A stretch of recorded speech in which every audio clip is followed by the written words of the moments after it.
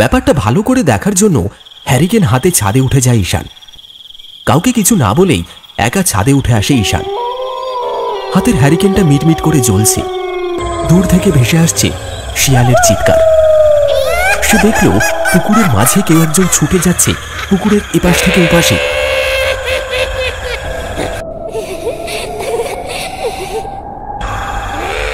ওরে বাবা রে, এটা কোনো মানুষ হতেই পারে না।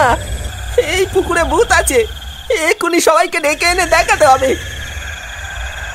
কথা শেষ করে সে নিচে নামতে যাবে, ঠিক তখনই তার সামনে প্রকট হয় পুকুরের সেই পিশাচ।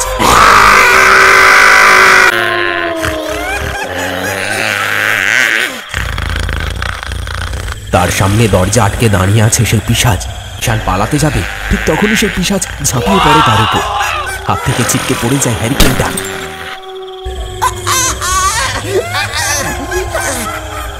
হ্যারিকেন ভেঙে গড়িয়ে পড়ছে কেরোসিন তেল।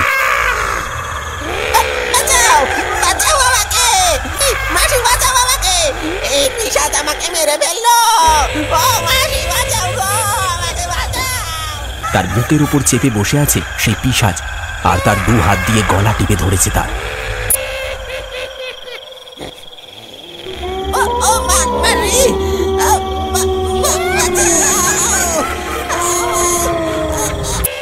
তার চিৎকার আস্তে আস্তে কমে আসছে, দম বন্ধ হয়ে আসছে। আর মাত্র কয়েক মিনিটের অপেক্ষা, তারপর সব শেষ হয়ে যাবে। কেউ আসছে না তাকে বাঁচানোর জন্য।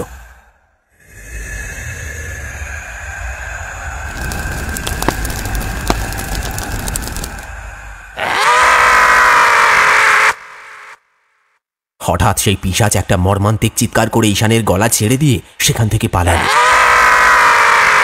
সে দেখল ছাদের একপাশে দাউ দাউ করে আগুন জ্বলছে, আর সেখানে কিছু নোংরা আবর্জনা আছে।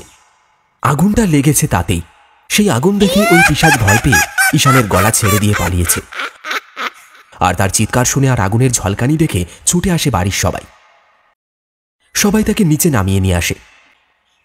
এই যাত্রায় সে সেই পিশাচের হাত থেকে রক্ষা পায়। যারাই সেই পিশাচকে দেখেছে সবাই মারা গেছে।